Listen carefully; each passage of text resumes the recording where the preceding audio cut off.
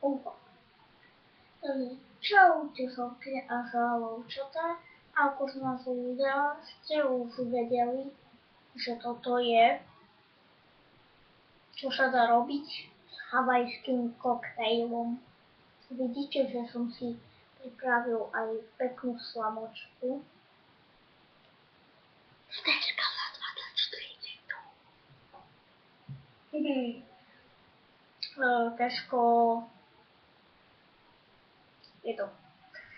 Takže prvá vec, musíte sa tak pohrať, pozerajte.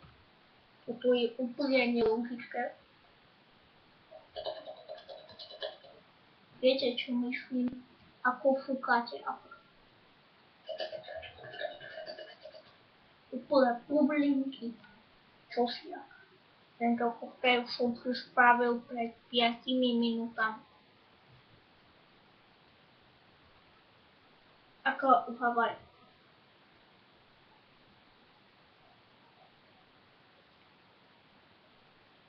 Good. Ale to je more. Potom môžete robiť. Proste máte slamku, prídete, napuknete to a potom sa vám to tak leje, tak fujkovne. Úplne naj.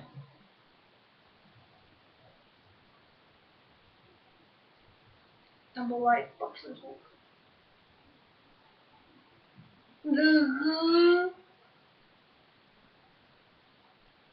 Takhle.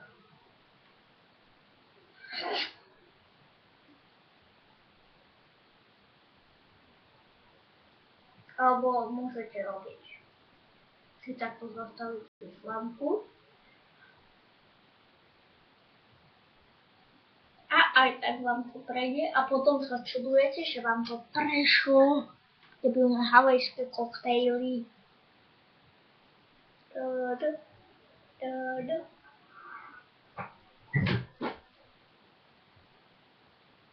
Mami!